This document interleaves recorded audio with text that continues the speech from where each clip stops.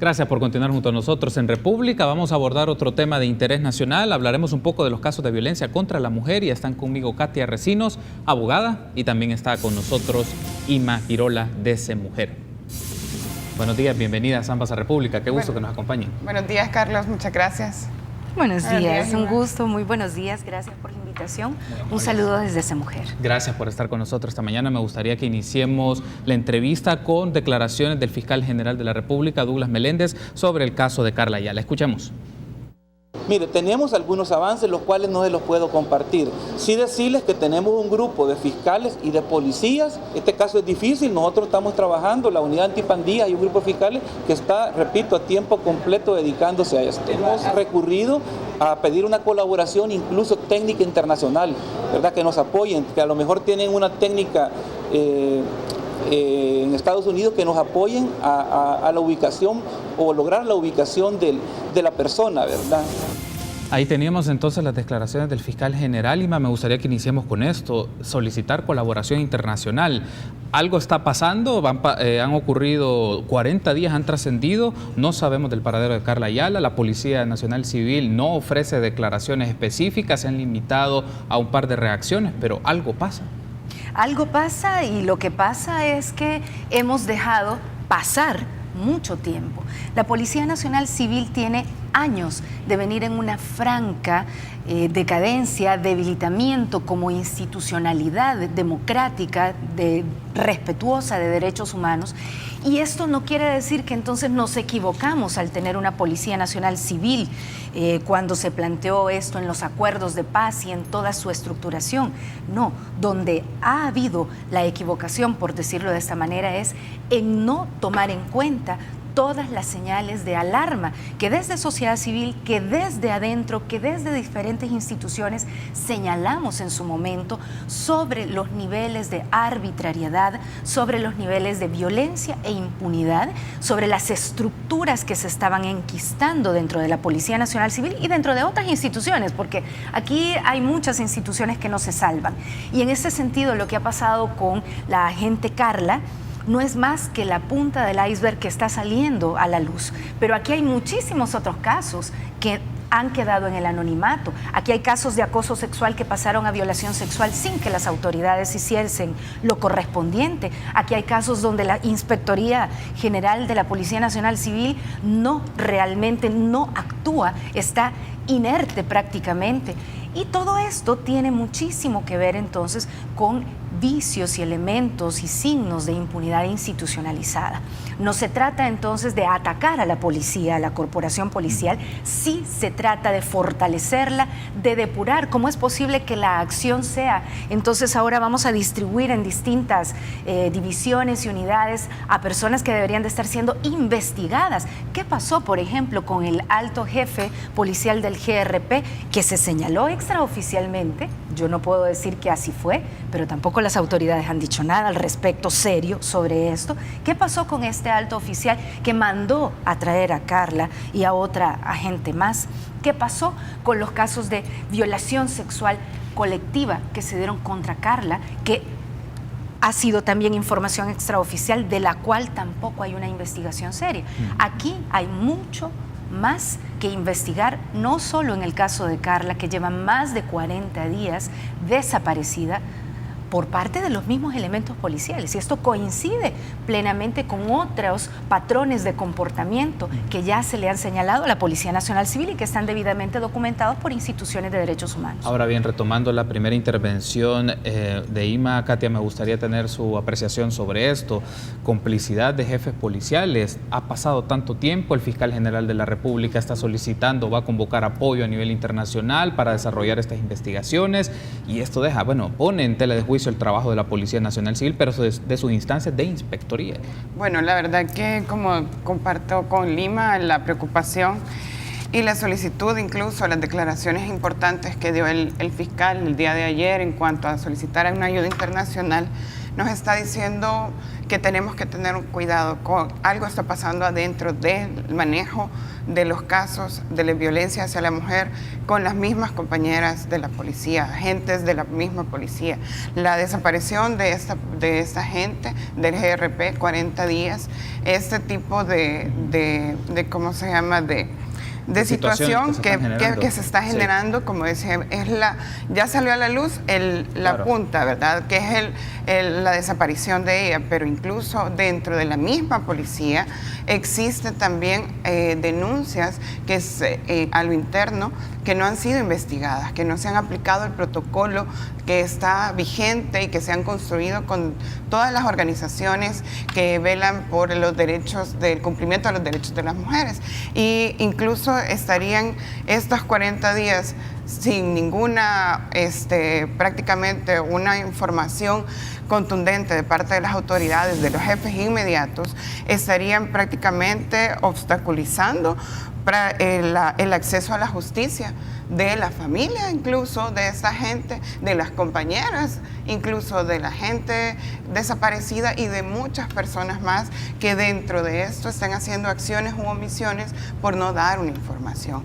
La ley para la libre violencia y discriminación de la mujer, la ley especial, hay un artículo específico incluso que en los tribunales especializados establece este tipo de situaciones o una tipificación de delito que es prácticamente el que te decía, una obstaculización al acceso a la justicia. Y te dicen que la no información, la no judicialización, la no investigación. Si el fiscal está investigando, quiere decir que es importante que ha tenido en la aclarización de los hechos, sí, obstáculos importantes de los actores principales en este caso.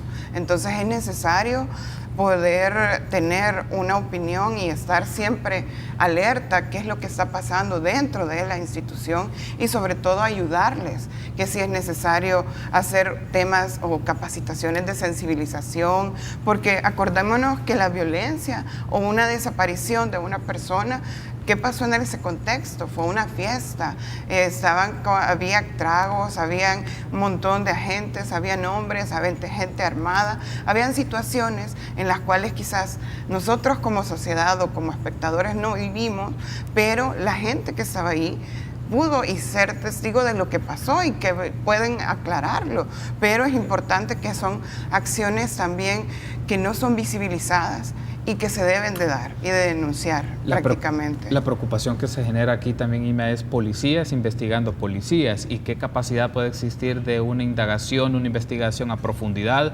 transparente y que genere las sanciones administrativas y luego dentro del campo penal y judicial sobre esto, pero no tenemos declaraciones con mayor profundidad, solo se menciona, este es un caso complejo, es lo único que se ha podido escuchar de declaraciones de las autoridades de la Policía Nacional Civil.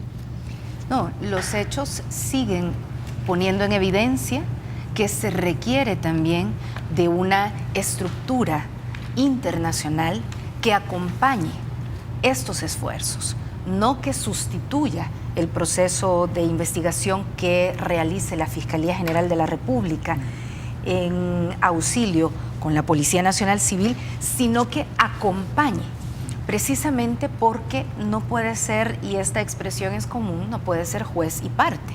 Entonces, te estás investigando a ti mismo, entonces estamos hablando, por ejemplo, que la madeja no se termina de deshilar en elementos operativos. Aquí hay que ir mucho más arriba, y en la medida en que vas mucho más arriba, entonces yo soy quien firma los oficios para que se investigue, y a mí me van a investigar, entonces, ¿cómo queda la situación? Entonces, ciertamente, se señala entonces la necesidad de una investigación independiente también y de esfuerzos coordinados, no de esfuerzos sustitutivos de la policía y de la fiscalía, sino la coordinación. Pero más allá de esto también nos habla de la transparentación de las investigaciones. Cierto que dentro de los procesos de investigación habrá ciertos elementos que no se tendrán que dar a conocer en un primer momento, pero ojo con esto, porque hay una gran discrecionalidad en los diferentes procesos, incluso con el tema, cuando ya se judicializa, con los temas de reserva judicial, cómo terminan revictimizando hacia las víctimas y cómo terminan generando un nivel de impunidad tal donde los imputados, donde los procesados, donde los investigados terminan limpio con su hoja limpia, y lo hemos visto. Es decir, ¿cómo es posible que, si bien es cierto, en algunas otras administraciones se han señalado a altos oficiales de la Policía Nacional Civil, de pronto estas investigaciones han quedado en el aire, de pronto en otras administraciones se han encubierto, pero al final, si otras los han encubierto, pero tú no haces nada, al final terminas haciendo parecido también? En este sentido, el llamado es precisamente no solo a la Dirección General de la Policía Nacional Civil y a la Inspectoría General, sino a la institucionalidad en su conjunto para que asuma su mandato constitucional, y también un llamado a Naciones Unidas, porque el tema de las CICIES sigue siendo vigente, y un formato que pueda dar acompañamiento, no respuesta, iba a decir respuesta, pero no, que pueda dar acompañamiento para la profundización de ese tipo de investigaciones, porque en medio de esto hay corrupción, en medio de esto hay negligencia, en medio de esto hay impunidad institucionalizada. Entonces hay que desestructurar esa madeja que pareciera un nudo ciego, pero que cuando tú lo ves con lentes distintos, te das cuenta dónde comienza y dónde termina. Perfecto, tenemos que hacer una pausa, regresamos en instantes. Vamos a hablar un poco de las reacciones de la declaración final de la misión que tuvo la relatora de Naciones Unidas en el país, y me gustaría tener su apreciación al respecto. Volvemos en minutos.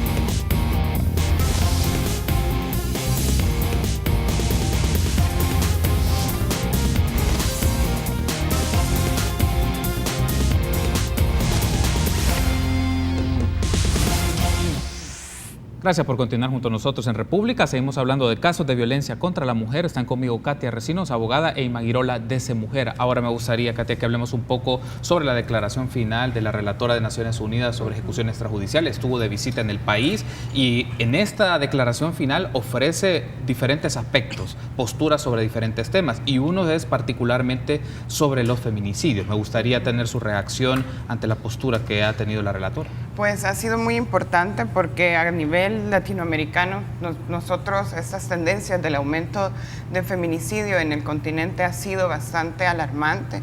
Es muy alarmante verificar que nosotros somos uno de los terceros países a nivel mundial que tenemos un alto cifra de feminicidios dentro de la sociedad, y que esto es un foco, pues, y que personas tan importantes como la relatora, que ha venido a visitarnos y ha dado declaraciones en las cuales que se ha establecido de que El Salvador ha sido uno de los 15 países que ha sido reconocido el feminicidio en su normativa, y que también expresa de que hay cifras y que ha habido un aumento desde las vigencias de las normativas hasta acá. O sea, es importante que nos digan qué es lo que está pasando en el país contra los delitos o los homicidios hacia las mujeres, contra esa impunidad, ese odio, ese menosprecio hacia el quehacer de las mujeres en sus relaciones públicas, ¿verdad? O en sus relaciones privadas, en convivencias. Nosotros, pues, prácticamente hemos tenido todo este mes de enero casos alarmantes, por ejemplo, el feminicidio de la doctora que en el oriente del país, en Santa Ana. Hay incluso yo leí el del Apopa del año pasado, que mató frente a sus hijos. O sea, son casos alarmantes con mucho odio hacia el género, que es importante, que la relatora nos ha dicho que algo está pasando en nuestro país. Es cierto, nuestro país es una sociedad violenta, ¿verdad? Y que se magnifica en muchas cosas. Entonces, estas cifras, no tienen que haber más asesinatos hacia las mujeres, pero tampoco como sociedad civil tenemos que ser irresponsables a no darle credibilidad a lo que los otros observadores internacionales nos vienen a decir, y que tenemos que ponernos en el empeño de poder arreglar cuáles son los problemas mínimos, de bajarle esta cultura machista, a esta humillación, a estas denuncias no dichas, a ese silencio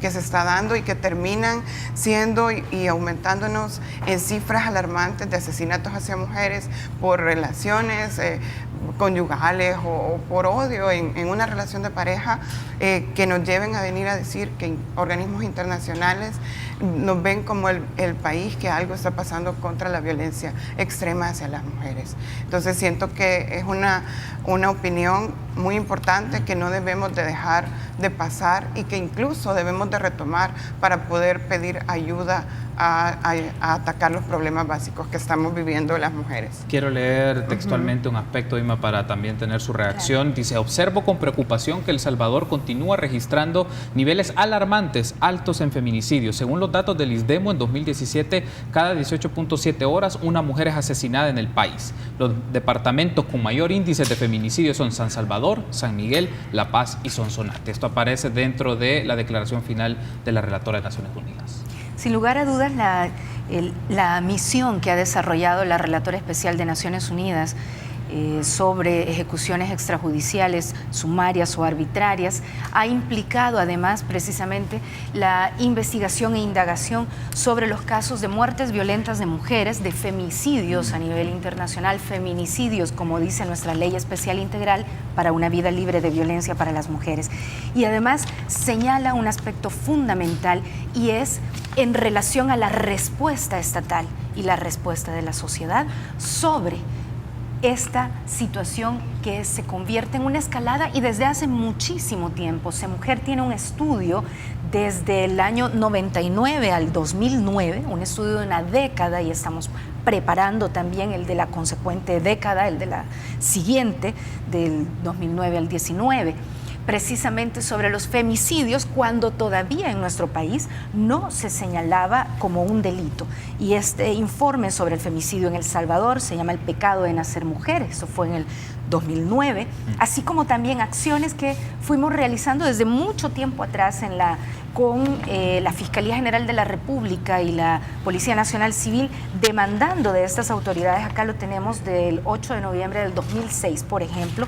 Se lo dirigimos al fiscal general Félix Garrizafi y al director de la Policía Nacional Civil, ingeniero Rodrigo Ávila, donde le señalábamos una pronta y eficiente investigación en los delitos cometidos en contra de mujeres, niñas y adolescencia, donde le señalábamos incluso la creación de una unidad especial que investigue los homicidios en mujeres, y le poníamos los femicidios, y el fortalecimiento de la coordinación interinstitucional, entre otras acciones que ya desde el 2006 veníamos señalando. ¿Qué es lo que está pasando? Que hay oídos sordos al respecto, que la voluntad política pareciera ser que termina con el discurso, inicia con el discurso y termina con el discurso, porque a pesar que tenemos ODAC, a pesar que tenemos leyes especiales, a pesar de que el ISDEMO es reconocido, a pesar... ¿Qué es lo que nos está pasando? Tenemos juzgados especializados, una jurisdicción especializada, algo nos está pasando, y esto que nos está pasando es que hay una impunidad legal y social que no estamos atacando, que está amarrada con la corrupción también, y que está amarrada con los niveles de legitimación y de naturalización de la violencia contra mujeres, niñez y adolescencia. Y eso es lo que nos tiene, que vemos todos los días, y una muerte más, y ¿por qué no se pronuncian las señoras? Y por qué, sí, bueno, nos pronunciamos, pero más allá de pronunciarnos, hemos señalado con propuestas concretas. CEMUJER lo ha hecho, otras organizaciones lo han hecho en su momento también, de diferentes puntos. Hemos hablado, por ejemplo, de la creación de un sistema nacional especializado que genere alertas tempranas para la detección de potenciales feminicidios. Se dice más o menos rápido, pero estamos hablando del análisis de la ruta crítica y de los modus operandi de los femicidas. Y aquí hay otro elemento importante que no quiero dejar pasar. Cuando la relatora especial de Naciones Unidas señala los feminicidios, también hizo un señalamiento que cuando hay negligencia por parte del Estado, incluso cuando hay omisión, o incluso también omisión de investigación, o cuando no se disponen de las medidas necesarias, de todas las medidas necesarias para la investigación, la sanción, la prevención, la erradicación, en este caso, de estos delitos, pero en general de la violencia feminicida contra las mujeres, también podríamos estar frente a ejecuciones arbitrarias que se pueden estar generando. Y quería señalar esto porque a nivel internacional el delito es femicidio, porque es el asesinato de una mujer, la muerte violenta de una mujer por razón de violencia de género. Pero el feminicidio a nivel internacional refiere ese femicidio donde el Estado, cualquier Estado, tiene una acción de complicidad, ya sea por negligencia, por comisión, por omisión de investigación, por encubrimiento, por la generación de condiciones de impunidad. Ante eso podríamos estar en el caso de Carla, ante eso podríamos estar en el caso de muchas otras personas, incluso en el caso de Katia Miranda, que es un feminicidio, de verdad, un femicidio, una violación sexual y un feminicidio. Nos está llamando, ahora viene el relator especial de Naciones Unidas para defensoras y defensores de derechos humanos, ha venido el relator especial de la Comisión Interamericana de Derechos Humanos para las personas privadas de libertad, han estado acá relatores sobre desplazamientos forzados, es decir, ha estado el alto comisionado de las Naciones Unidas para los Derechos Humanos.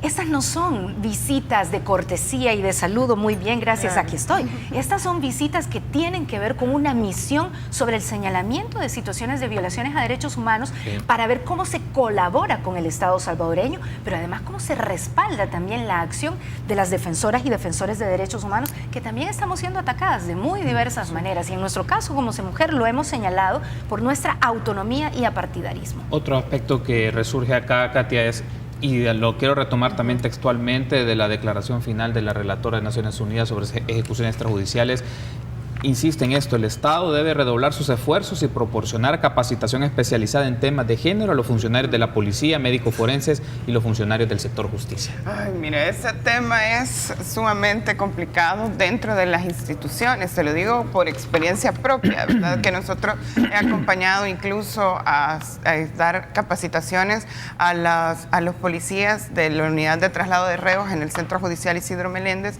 el año pasado, y es un choque a la hora de trabajar con los operadores de justicia del sistema, prácticamente porque ellos, como decía Irma, socializan tan bien unos aspectos o situaciones de violencia hacia la mujer, como por ejemplo piropos o acosos, que son situaciones que a la hora son violencia hacia la mujer, ¿verdad? Y que incluso señalamientos lo normalizan tanto que lo considera y está tan arraigado en las estructuras, y son señalamientos que también la relatora estableció que son importantes de cambiar. Y entonces aquí es donde tenés que tener desaprender esa formación de estos operadores de la policía. Con la policía se ha hecho trabajo de creación de políticas, de un protocolo de atención para la unidad de especializada hacia la mujer. Hay incluso la creación de unidades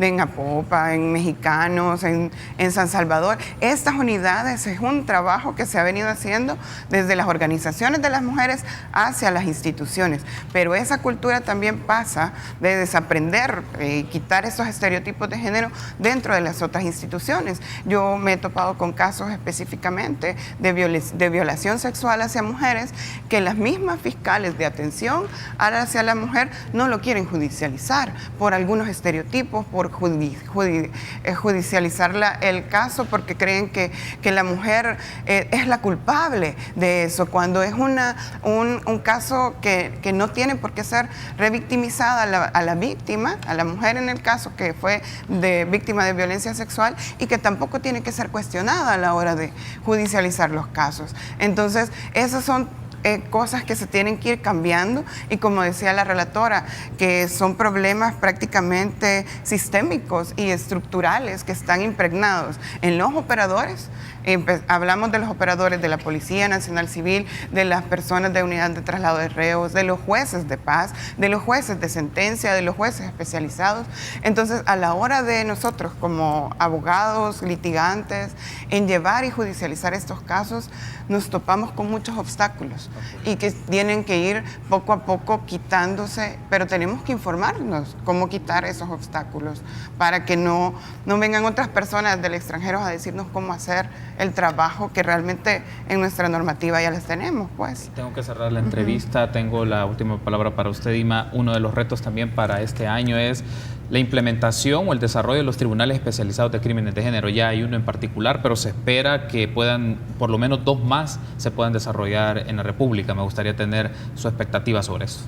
Sin lugar a dudas, son pasos importantes en el fortalecimiento de la institucionalidad para el acceso a la justicia para víctimas y sobrevivientes de violencia de género. El hecho de tener tribunales especializados, una jurisdicción especializada, ya la tenemos en materia de niñez y adolescencia, sí, con las JENAS, ¿verdad? Con los juzgados especializados de niñez y adolescencia. Pero no solo es el desafío el que tengamos los necesarios juzgados diseminados en el país, las cámaras y además también los tribunales de sentencia y los equipos multidisciplinarios y también el presupuesto adecuado para ello, sino que también es necesario el fortalecimiento de la coordinación interinstitucional.